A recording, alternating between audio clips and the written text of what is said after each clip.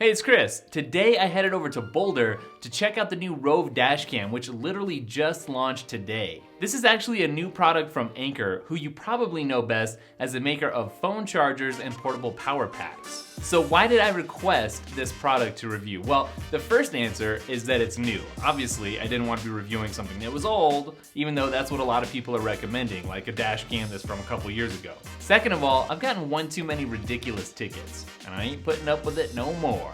Third, my car got keyed when I was parked at the movie theater last December watching Star Wars, and the perps got away scot-free. Fourth, and this probably should have been the first reason, so oops, but it's useful to record events in case there's an accident or some sort of crash. Fifth, and this is my final reason, I promise, you never know when something interesting is gonna happen right in front of your car, like a plane crashing, or a meteor crashing, or an old guy walking into a pole.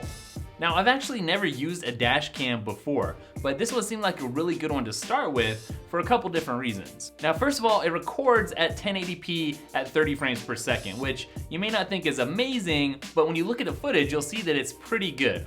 Personally, I probably would have preferred a little bit of a spec bump to maybe get up there in the 2K range, but for the price, this is totally acceptable. This camera also has a wide field of view, and that means you're gonna be able to see across 4 lanes of traffic, which is great for capturing all the action, and yet it's not so far wide that it kind of starts to distort. It also shoots in wide dynamic range, and so the colors and the contrast are gonna be a little bit better than they would have been otherwise. One thing that's kind of cool about the ROAV is that it's got an adjustable camera angle, so obviously not all windshields are the same angle, so the ability to move that around and dial it in to where you want it to be is pretty cool.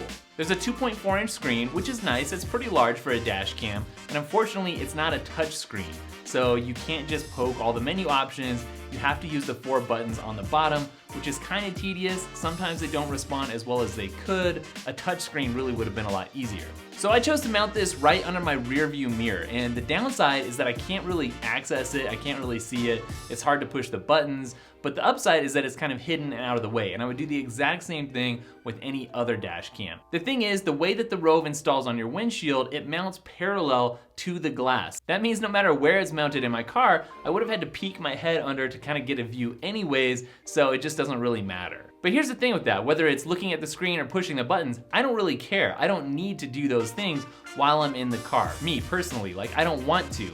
I want everything to be hands-off and completely automatic, and that's exactly what the ROAV does. So in the end, I don't really see it because it's mounted behind the mirror and it records all the footage that I want it to without any interaction from me. So that's perfect for me. What I really like about this is that it just turns itself on. You turn the car on, it does this little chime, and it's on and it's recording in your garage or in the parking lot, wherever you are.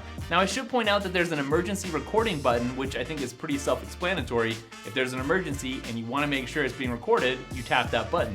There's also a shock activation mode, and that means if there's an accident or some sort of traumatic event, then it's gonna make sure that that gets captured as well. Now, like any dash cam, it has to be powered, and that means that there's a cord that needs to stretch over and around and under your dash in order to get power. Fortunately though, there's a tool that's included to help you wedge that cord in and around your dash and kind of get it hidden and out of sight. One thing that's cool about the power cord though is that the plug itself has 2 USB outlets on the end, and that means if you're on a long trip or something, you'll still be able to plug in your phone or your laptop or some other tech device and get that charged as well. Now, in order to pull clips off of the ROAV, you have to connect it to your phone, and that happens wirelessly thanks to the built-in Wi-Fi. Now, the app is clean and easy to use, and downloading clips is not too much of a pain, and for me, it was breaking them up into clips that took about 2 minutes each to download on my Wi-Fi.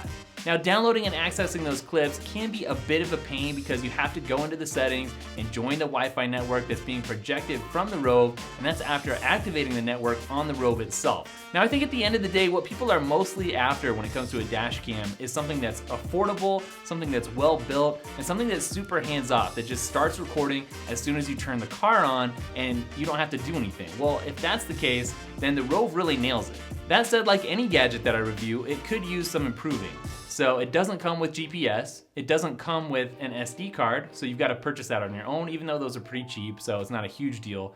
And really, the viewing angle of the screen, that's kind of a bummer if you were a person that wanted to access it. By now you've seen some of the footage, and I think it speaks for itself. It's pretty nice, although I wish it had a little bit better resolution, but still, I feel really good driving around with this. I just feel like more prepared. So yeah, let me know what you guys think. Is this something that you want to own? Why or why not? And don't forget to follow @DailyTech, spelled Daily Tekk, on Instagram, Twitter, and Snapchat. And I'll catch you guys in the next video.